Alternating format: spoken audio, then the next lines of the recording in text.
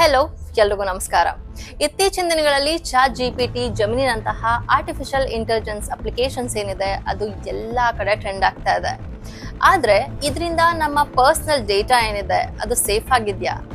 Especially ನಮ್ಮ ಫೋಟೋಗಳು ಮತ್ತೆ ಸೆನ್ಸಿಟಿವ್ ಇನ್ಫಾರ್ಮೇಶನ್ಗಳ ಗತಿ ಏನು ಅನ್ನೋದು ಎಲ್ಲರ ತಲೆನಲ್ಲಿ ಇವಾಗ ಬರ್ತಾ ಇರುವಂತ ಕ್ವೆಶ್ಚನ್ ಅಲ್ವಾ? ಇವತ್ತಿನ ವಿಡಿಯೋದಲ್ಲಿ ನಾವು ಇದ್ರ ಬಗ್ಗೆ ಡಿಸ್ಕಸ್ ಮಾಡೋಣ. ಈ ಆಪ್ಸ್ ಎಲ್ಲ ಎಷ್ಟು ಸೇಫ್ ಇದೆ, ಮತ್ತೆ ಯಾವುದೇ ಹೊಸ ಅಪ್ಲಿಕೇಶನ್ಸ್ ನೀವು ಡೌನ್ಲೋಡ್ ಮಾಡೋಕ್ಕಿಂತ ಮುಂಚೆ ಅವರ ಟರ್ಮ್ಸ್ ಅಂಡ್ ಕಂಡೀಷನ್ಸ್ ನ ಓದೋದು ಎಷ್ಟು ಮುಖ್ಯವಾಗಿರುತ್ತೆ. ಸೊ ಇದೆಲ್ಲ ಮಾಹಿತಿ ನಾನು ನಿಮ್ಗೆ ಈ ವಿಡಿಯೋದಲ್ಲಿ ಕೊಡ್ತೀನಿ. ಇನ್ಯಾಕ್ ತಡ, ಬನ್ನಿ ಈ AI ಕುರಿತ ಮಾಹಿತಿಯನ್ನ ತಿಳಿಸ್ತಾ ಹೋಗ್ತೀನಿ.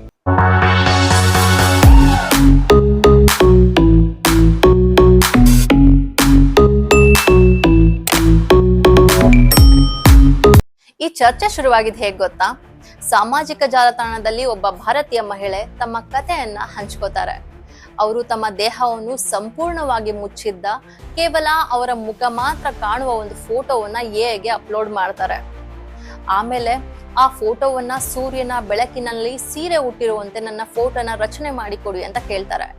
ಎಐ ತುಂಬಾ ಅದ್ಭುತವಾಗಿ ನೈಜವಾಗಿ ಕಾಣುವಂತ ಒಂದು ಚಿತ್ರವನ್ನ ಅವ್ರಿಗೆ ರಚನೆ ಮಾಡಿ ಕೊಡುತ್ತೆ. ಆದ್ರೆ ಆ ಮಹಿಳೆ ಗಮನಿಸಿದ್ದೇನ್ ಗೊತ್ತಾ? ಅವ್ರ ಕೈಯಲ್ಲಿ ಒಂದು ಮಚ್ಚೆ ಇತ್ತು. ಮೂಲ ಫೋಟೋದಲ್ಲಿ ಅದು ಕಾಣಿಸ್ತಾ ಇರ್ಲಿಲ್ಲ. ಅಂದ್ರೆ ಅವ್ರು ಎಐಗೆ ಒಂದು ಫೋಟೋ ಅಪ್ಲೋಡ್ ಮಾಡಿರ್ತಾರೆ, ಅದ್ರಲ್ಲಿ ಆ ಮಚ್ಚೆ ಕಾಣಿಸ್ತಾ ಇರ್ಲಿಲ್ಲ. ಎಐ ರಚನೆ ಮಾಡಿದ ಹೊಸ ಫೋಟೋ ಏನಿತ್ತು ಅದ್ರಲ್ಲಿ ಆ ಮಚ್ಚೆ ಸ್ಪಷ್ಟವಾಗಿ ಕಾಣಿಸ್ತಾ ಇತ್ತು. ಇದು ನಿಜಕ್ಕೂ ಆಘಾತಕಾರಿ ವಿಷಯ ಅಲ್ವಾ? ನಮ್ಮ ದೇಹದಲ್ಲಿ ಇರುವಂತ ಗುಪ್ತ ಗುರುತುಗಳನ್ನ ಎಐ ಹೇಗೆ ಆಕ್ಸೆಸ್ ಮಾಡಬಹುದು? ನಮ್ಮ ಡೇಟಾ ಎಷ್ಟು ಸೇಫ್ ಆಗಿದೆ ಅನ್ನೋ ಪ್ರಶ್ನೆ ಇದರಿಂದ ಶುರುವಾಯಿತು. ಈ ರೀತಿ ಘಟನೆಗಳು ನಡೀತಾ ಇರೋದ್ರಿಂದ ಸಹಜವಾಗಿ ಆ ಕೆಲವೊಂದು ಆಪ್ಸ್ ಗಳನ್ನ ಯೂಸ್ ಮಾಡ್ತಿರೋರ್ಗೆ ಆತಂಕ ಶುರುವಾಗಿದೆ. ಹಾಗೆ ಕೆಲವೊಬ್ರು ಶೇರ್ ಮಾಡ್ತಾರೆ ಕೂಡ. ಅವ್ರು ಹೇಳ್ತಾರೆ, ನಾನು ಎಐಗೆ ಒಂದು ಫೋಟೋನ ಅಪ್ಲೋಡ್ ಮಾಡಿದ್ದೆ.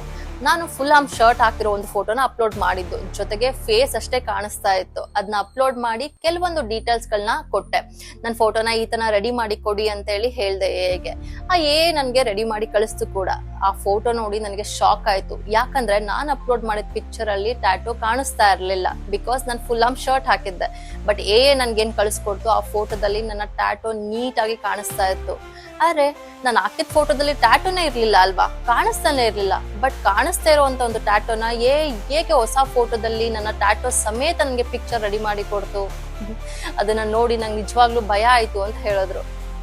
ಈ ತರ ಘಟನೆಗಳಿಂದ ನಮ್ಗೆ ಗೊತ್ತಾಗೋದೇನ್ ಗೊತ್ತಾ? ಎಐಗಳ ಸಾಮರ್ಥ್ಯ ಎಷ್ಟು ಸ್ಟ್ರಾಂಗ್ ಆಗಿದೆ ಅನ್ನೋದು. ಎಐಗಳು ಅತಿ ನೈಜ ಚಿತ್ರಗಳನ್ನ ಸೃಷ್ಟಿ ಮಾಡ್ತಾ ಇದೆ. ನಿಜವಾದ ಚಿತ್ರ ಯಾವುದು, ಎಐ ಇಂದ ಸೃಷ್ಟಿ ಮಾಡಿರೋದು ಯಾವುದು ಅಂತಾನೆ ಗುರುತಿಸೋದು ಕೂಡ ಕಷ್ಟ ಆಗ್ತಾ ಇದೆ. ಅಷ್ಟು ನೀಟಾಗಿ ಫೋಟೋಗಳನ್ನ ರೆಡಿ ಮಾಡಿ ಕಳಿಸ್ತಾ ಇದೆ. ಹಾಗಾಗಿನೇ ಎಲ್ಲಾರು ಅದನ್ನ ಟ್ರೆಂಡ್ ಮಾಡ್ಕೊಂಡ್ಬಿಟ್ಟಿದ್ದಾರೆ. ಇನ್ನು ಎಐ ಹೇಗ್ ವರ್ಕ್ ಆಗತ್ತೆ ಅಂತ ನೋಡೋದಾದ್ರೆ, ಎಐಗಳು ನಾವು ನೀಡೋ ಸೂಚನೆಗಳನ್ನ ಅಂದ್ರೆ ಪ್ರಾಂಪ್ಟ್ ಗಳನ್ನ ಆಧರಿಸಿ ಕೆಲಸ ಮಾಡೋದು. ಉದಾಹರಣೆಗೆ ಹೇಳ್ಬೇಕು ಅಂದ್ರೆ, ನಾನೊಂದು ಕಾರ್ ಮುಂದೆ ನಿಂತಿರೋ ತರ ನಂದೊಂದು ಫೋಟೋ ರೆಡಿ ಮಾಡ್ಕೊಡಿ, ಅಥವಾ ನಾನು ಒಂದು ಸೋಫಾ ಮೇಲೆ ಕೂತಿರೋ ತರ ನಂದೊಂದು ಫೋಟೋ ರೆಡಿ ಮಾಡ್ಕೊಡಿ. ಈ ತರ ನಾವು ಅದಕ್ಕೆ ಪ್ರಾಂಪ್ಟ್ ಮಾಡಿದಾಗ ಅದನ್ನ ಆಧರಿಸಿ ಅದು ಕೆಲಸ ಮಾಡೋದು. ಅದು ಪ್ರತಿಯೊಂದು ನಾವು ಕೊಡುವಂತ ಸೂಚನೆಗಳನ್ನ ಬಹಳ ನಿಖರವಾಗಿ ಪಾಲಿಸುತ್ತೆ. ಆದ್ರೆ ಅದು ಹೇಗೆ ಮಾಹಿತಿಯನ್ನ ಪ್ರೋಸೆಸ್ ಮಾಡತ್ತೆ, ಜೊತೆಗೆ ಹೇಗೆ ಮಾಹಿತಿನ ಸಂಗ್ರಹಿಸುತ್ತೆ, ಅದರ ಸ್ಪಷ್ಟತೆ ಇಲ್ಲ. ಎಐನ ಗಾಡ್ ಫಾದರ್ಗಳು ಅಂತ ಕರೆಯುವಂತ ವಿಜ್ಞಾನಿಗಳು ಕೂಡ ಎಐನ ಅನಿಯಂತ್ರಿತ ಬೆಳವಣಿಗೆಯ ಬಗ್ಗೆ, ಅದು ಸ್ವಾಯತ್ತ ಅಂದ್ರೆ ಆಟೋನಮಸ್ ಆಗುವ ಸಾಧ್ಯತೆ ಬಗ್ಗೆ ಕಳವಳ ವ್ಯಕ್ತಪಡಿಸ್ತಾ ಇದ್ದಾರೆ. ಇನ್ನು ನಿಮ್ಮ ಡೇಟಾದ ಬಗ್ಗೆ ನಿಮ್ಗೆ ಎಐ ಹೇಳ್ದೇ ಇರುವಂತ 5 ಪ್ರಮುಖ ವಿಷಯಗಳು ಇಲ್ಲಿದೆ. ಮೊದಲನೇದು ಉದ್ಯೋಗಿಗಳ ಪ್ರವೇಶ, ಎಂಪ್ಲಾಯ್ ಆಕ್ಸೆಸ್.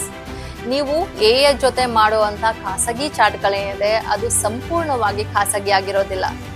ಎಐ ಕಂಪನಿಗಳ ಉದ್ಯೋಗಿಗಳೇನಿದ್ದಾರೆ ಅವರು ನಿಮ್ಮ ಸಂಭಾಷಣೆಗಳನ್ನ ಸಂಪೂರ್ಣವಾಗಿ ಓದುವಂತ ಸಾಧ್ಯತೆಗಳಿದೆ. ಎರಡನೇದು ಸತ್ಯ ವರ್ಸಸ್ ಹೊಗಳಿಕೆ.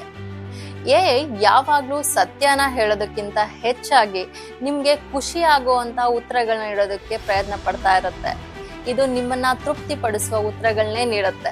ನೆಕ್ಸ್ಟ್ ನೋಡೋದಾದ್ರೆ ಡೇಟಾ ಅಳಿಸೋದು, ಅಂದ್ರೆ ಡೇಟಾನ ಡಿಲೀಟ್ ಮಾಡುವಂಥದ್ದು. ಹೇಗೆ ನೀವು ಈ ಡೇಟಾನ ಡಿಲೀಟ್ ಮಾಡು ಅಂತ ಹೇಳಿದ್ರು ಕೂಡ ಅದು ವಾಸ್ತವವಾಗಿ ಡೇಟಾನ ಎರೇಸ್ ಮಾಡಲ್ಲ. ಅದು ತನ್ನ ಮೆಮೊರಿಯಲ್ಲಿ ಮಾಹಿತಿಯನ್ನ ಹಾಗೆ ಉಳಿಸ್ಕೊಳ್ಳುತ್ತೆ.